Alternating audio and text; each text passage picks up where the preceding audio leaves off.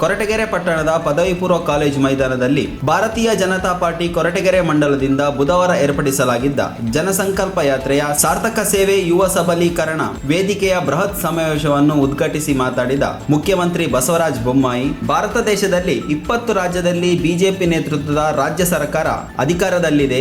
ಕಾಂಗ್ರೆಸ್ ಪಕ್ಷವು ಕೇವಲ 2 ರಾಜ್ಯದಲ್ಲಿದ್ದು, ಕಾಂಗ್ರೆಸ್ ಪಕ್ಷವು ಈಗಾಗಲೇ ಕೊಚ್ಚಿ ಹೋಗಿ ರಾಜಕೀಯ ಅಸ್ತಿತ್ವ ಕಳೆದುಕೊಂಡಿದೆ. 2023ಕ್ಕೆ ಜನಸಂಕಲ್ಪ ಯಾತ್ರೆಯು ವಿಜಯಿ ಸಂಕಲ್ಪ ಯಾತ್ರೆ ಆಗುವ ಭರವಸೆ ನನಗಿದೆ ಎಂದರು. ಕೆಲಸವನ್ನ ಮಾಡ್ತಾ ಇದ್ದೇವೆ. ಆದ್ರಿಂದ ಬಂಧುಗಳೇ, ತುಮಕೂರು ಜಿಲ್ಲೆ ಒಂದು ಅಭಿವೃದ್ಧಿ ಪರವಾಗಿರುವಂತಹ ಜಿಲ್ಲೆ.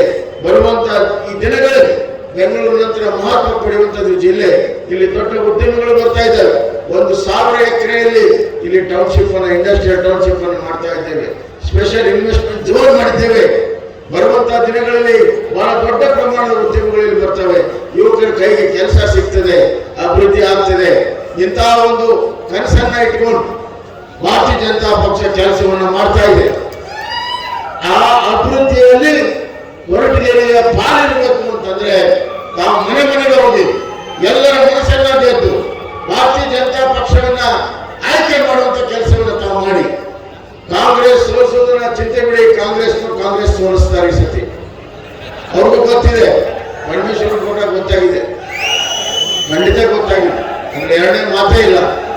ಆದ್ರಿಂದ ಅವ್ರು ಕಾಂಗ್ರೆಸ್ ನೋಡ್ಕೊಳ್ಳೋದಕ್ಕೆ ಸಮಯ ಹೋಗ್ತದೆ. ನಾವು ಜನರ ಬಳಿಗೆ ಹೋಗಿ ಬಿಜೆಪಿಯನ್ನು ಗೆಲ್ಲಿಸುವಂತ ಕೆಲಸವನ್ನ ನಾವು ಸೇರಿ ಮಾಡೋಣ ಬಂಧುಗಳೇ. ಈ ನಾಡಿನ ಸಂಸ್ಕೃತಿ, ಇಲ್ಲಿಯ ಪರಂಪರೆ ಉಳಿಸಿಕೊಳ್ಳುವಂತ ಎಲ್ಲ ಪ್ರಯತ್ನಗಳನ್ನು ಮಾಡ್ತೇವೆ. ಗೋ ಹತ್ಯೆ ನಿಷೇಧ ಕಾನೂನನ್ನು ಮಾಡ್ತೇವೆ.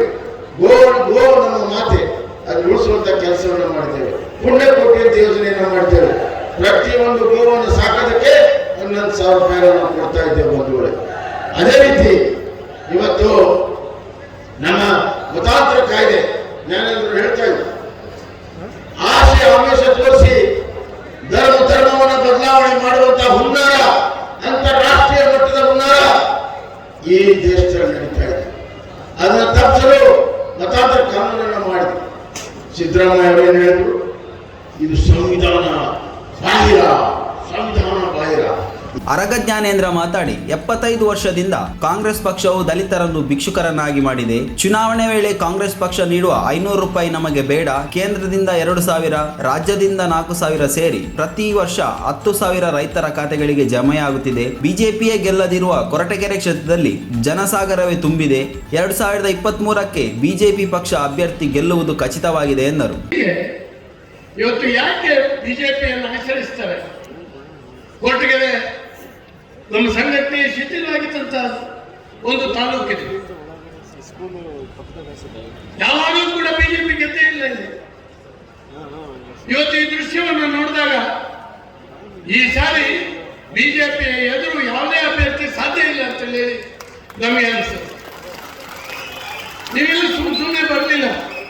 ಒಂದು ಪ್ರೀತಿಯಿಂದ, ಬಿಜೆಪಿಯ ವಿಶ್ವಾಸದಿಂದ ಈ ದೇಶ ಪರಿವರ್ತನೆ ಆಗಬೇಕು, ಈ ರಾಜ್ಯ ಪರಿವರ್ತನೆ ಆಗಬೇಕು.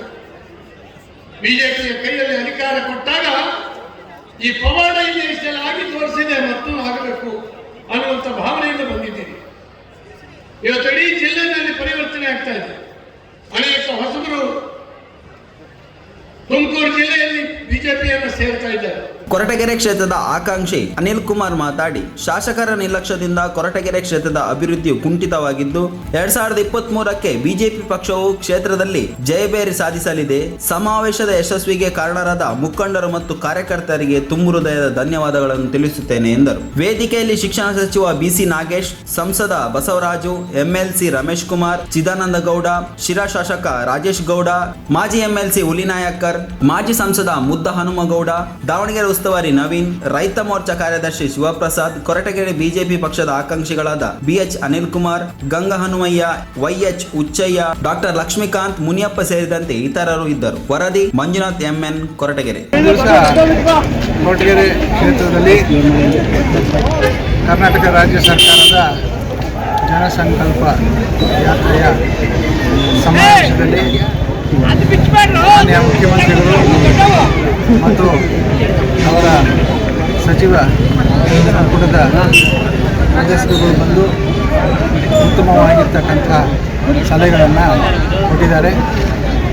ಈ ಕ್ಷೇತ್ರದಲ್ಲಿ ಏನೇನು ಅಭಿವೃದ್ಧಿ ಕಾರ್ಯಗಳು ಆಗಬೇಕು, ಎಷ್ಟು ವರ್ಷಗಳಿಂದ ಕಾಂಗ್ರೆಸ್ ಸರ್ಕಾರದಲ್ಲಿ ಇದ್ದಂತಹ ಪ್ರತಿನಿಧಿಗಳು ಯಾವುದೇ ಒಂದು ಅಭಿವೃದ್ಧಿ ಕೆಲಸಗಳನ್ನು ಮಾಡಿಲ್ಲದೆ ಇರೋದ್ರ ಬಗ್ಗೆ ಅವರು ವಿವರಣೆಯನ್ನು ಕೊಟ್ಟಿದ್ದಾರೆ. ಮತ್ತು ಮುಂದೆ ಬರ್ತಕ್ಕಂಥ ಚುನಾವಣೆಯಲ್ಲಿ ಇಲ್ಲಿ BJP ಕೈಬೇರಿಯನ್ನು ಬೀರುತ್ತೆ ಅಂತಕ್ಕಂಥ ಮಾತನ್ನು ಸ್ಪಷ್ಟವಾಗಿ ಮಾನ್ಯ ಮುಖ್ಯಮಂತ್ರಿಗಳು ನುಡಿದಿದ್ದಾರೆ. ಅದ್ರ ಜೊತೆಗೆ BJP ಸದಸ್ಯರನ್ನು ಅಥವಾ ಶಾಸಕರನ್ನು ಆಯ್ಕೆ ಮಾಡಿದಲ್ಲಿ ಕೊರಟಗೆರೆಗೆ ಅಭಿವೃದ್ಧಿಯ ಪರ್ವವೇ ಹರಿಯುತ್ತದೆ ಅಂತಕ್ಕಂಥ ಮಾತನ್ನು ಮಾನ್ಯ ಮುಖ್ಯಮಂತ್ರಿಗಳು ಸ್ಪಷ್ಟವಾಗಿ ಹೇಳಿದ್ದಾರೆ. ಈ ಒಂದು ಆಶ್ವಾಸನೆಯನ್ನು ಈಡೇರಿಸ್ತಕ್ಕಂಥ ಕರ್ತವ್ಯ ಇಲ್ಲಿ ಇರ್ತಕ್ಕಂಥ ಎಲ್ಲ ಕಾರ್ಯಕರ್ತರು, ಸಾರ್ವಜನಿಕರಿಗೂ, ಅಭಿವೃದ್ಧಿಯಲ್ಲಿ ಆಸಕ್ತಿಯುಳ್ಳ ಎಲ್ಲ ಸಾರ್ವಜನಿಕರಿಗೂ ಇದು ಒಂದು ಸಂದೇಶ ಅಂತಕ್ಕಂಥದ್ದು ನಾನು ಭಾವಿಸ್ತೇನೆ. ಈ ಒಂದು ಬರ್ತಕ್ಕಂಥ 3 ತಿಂಗಳಲ್ಲಿ ಮುಂದೆ ಚುನಾವಣೆ ಬರ್ತದೆ. ಆ ಚುನಾವಣೆಯಲ್ಲಿ ಎಲ್ಲರೂ BJP ಪಕ್ಷದ ಎಲ್ಲ ಕಾರ್ಯಕರ್ತರು, ಮುಖಂಡರು ಒಗ್ಗಟ್ಟಾಗಿ ಕೆಲಸ ಮಾಡಿ BJPಯ ಪತಾಕೆಯನ್ನು ಈ ಬಾರಿ ಕೊರಟಗೆರೆಯಲ್ಲಿ ಹಾರಿಸ್ತೀವಿ ಅಂತಕ್ಕಂಥ ಆಶಾಭಾವನೆ ನನಗಿದೆ. ಎಲ್ಲರಿಗೂ ಮತ್ತೊಮ್ಮೆ ಇಷ್ಟೊಂದು ಹೆಚ್ಚಿನ ಸಂಖ್ಯೆಯಲ್ಲಿ ಬಂದು ಈ ಒಂದು ಸಮಾವೇಶದಲ್ಲಿ ಭಾಗವಹಿಸಿದಂಥ ಎಲ್ಲ ಕಾರ್ಯಕರ್ತರಿಗೂ, ಎಲ್ಲ ನನ್ನ ಹಿತೈಷಿಗಳಿಗೂ, ಅಭಿಮಾನಿಗಳಿಗೂ ನಾನು ಮತ್ತೊಮ್ಮೆ ತಮ್ಮ ಮೂಲಕ ಆರ್ಥಿಕ ವಂದನೆಗಳನ್ನು ಹೇಳಲಿಕ್ಕೆ ಇಚ್ಛೆಪಡ್ತೀನಿ. ಕೊಟ್ಟಿಲ್ಲ ಸಿದ್ದರಾಮಯ್ಯ ಅವರೇ, ಅಕ್ಕಿ ತಗೊಂಡು ಹೋಗಕ್ಕೆ ಖಾಲಿ ಚೀಲನೂ ಕೂಡ ಕೊಟ್ಟಿಲ್ಲ ನೀವು. ಆದರೆ ಇಡೀ ದೇಶದಲ್ಲಿ ನಾವು ಅಕ್ಕಿಯನ್ನು ಕೊಡ್ತಾ ಇದ್ದೇವೆ. ನಮ್ಮ ಮುಖ್ಯಮಂತ್ರಿಗಳು ಆಗಮಿಸಿದ್ದಾರೆ. ತಾವೆಲ್ಲರೂ ಕೂಡ ಜೋರ್ದಾರ್ ಕರತಾಡನವನ್ನು ಮಾಡ್ತಾ ಚಪ್ಪಾಳೆಯನ್ನು ಹೊಡೆಯೋದ್ರ ಮೂಲಕ ಸ್ವಾಗತವನ್ನ ಮಾಡಬೇಕು ಅಂತೇಳಿ ನಾನು ಕೇಳ್ಕೊಳ್ತೇನೆ. ರಾಜ್ಯದ ನಾಡಿನ ಮುಖ್ಯಮಂತ್ರಿಗಳು ಮಾನ್ಯ ಶ್ರೀ ಬಸವರಾಜ ಬೊಮ್ಮಾಯಿ ಅವರು ಜೋರ್ದಾರ್ ಚಪ್ಪಾಳೆಯೊಂದಿಗೆ ಸ್ವಾಗತವನ್ನ ಮಾಡಬೇಕು ಅಂತೇಳಿ ನಾನು ಕೇಳ್ಕೊಳ್ತೇನೆ ಮಾನ್ಯ ಶ್ರೀ ಬಸವರಾಜ ಬೊಮ್ಮಾಯಿ ಅವರಿಗೆ, ಮುಖ್ಯಮಂತ್ರಿಗಳಿಗೆ. ಎಲ್ಲರಿಗೂ ನಮಸ್ಕಾರ. ಸನ್ಮಾನ್ಯ ಮುಖ್ಯಮಂತ್ರಿಗಳ ಆಗಮನ ಆಗಿದೆ. ದಯಮಾಡಿ ಜೋರಾಗಿ ಚಪ್ಪಾಳೆ ತಟ್ಟುವುದರ ಮೂಲಕ ನಮ್ಮ ಸನ್ಮಾನ್ಯ ಜನಪ್ರಿಯ ಮುಖ್ಯಮಂತ್ರಿಗಳನ್ನು ಆಹ್ವಾನಿಸಬೇಕಾಗಿ ವಿನಂತಿಸ್ಕೊಳ್ತಾ ಇದ್ದೇನೆ. ವಂದೇ ಮಾತರಂ, ವಂದೇ ಮಾತರಂ. ನುಡಿಗಾಯನ ಅರ್ಪಣೆಯನ್ನು ಮಾಡಿದಂಥ ಮಲ್ಲಿಕಾರ್ಜುನ್ ತಂಡದವರಿಗೆ ಧನ್ಯವಾದಗಳು.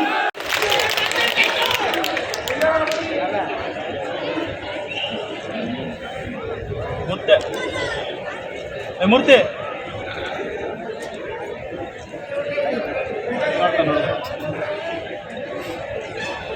ಅದೇ ರೀತಿ ಮಧುಗಿರಿ ಜಿಲ್ಲೆ ಭಾರತೀಯ ಜನತಾ ಪಾರ್ಟಿಯ ಜಿಲ್ಲೆ ಸ್ಥಾಪನೆ ಆದ್ಮೇಲೆ ಮೊಟ್ಟ ಮೊದಲನೇದಾಗಿ ನಾವು ಕೊರಟಗೆರೆ ವಿಧಾನಸಭಾ ಕ್ಷೇತ್ರದಲ್ಲಿ